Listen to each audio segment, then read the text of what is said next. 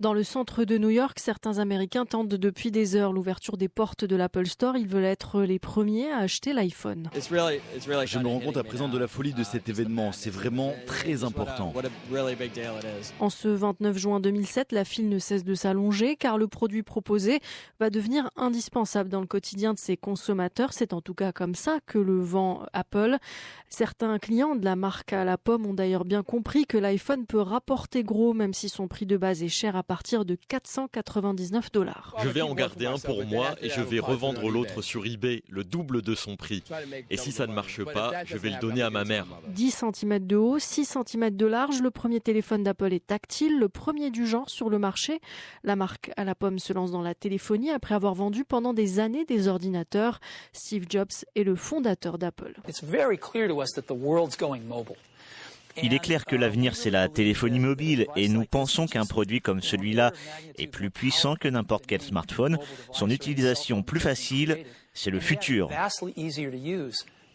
Steve Jobs parle d'un produit révolutionnaire car l'iPhone n'est pas qu'un simple téléphone. Nous vous présentons 3 produits révolutionnaires de ce niveau. Le premier, c'est un iPod avec un écran large et la technologie Touch Control. Le deuxième, c'est un téléphone portable révolutionnaire.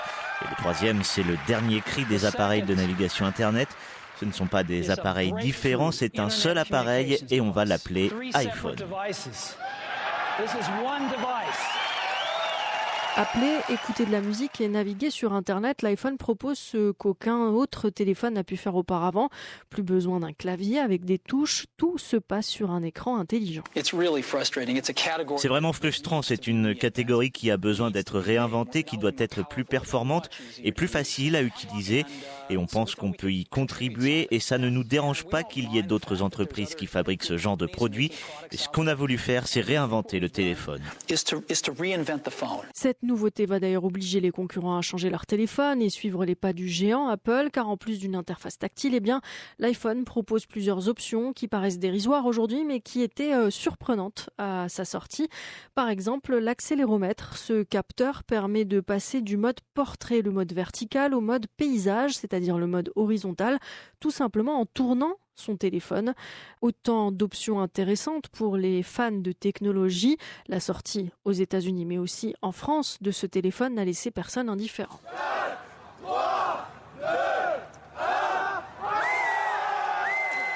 18h30 sur les Champs-Élysées, plus de 2000 personnes. Pour un téléphone, le sacrifice, 3 heures de queue.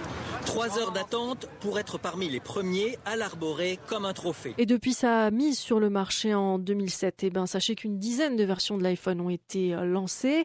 Apple a écoulé près de 2 milliards de smartphones en 15 ans.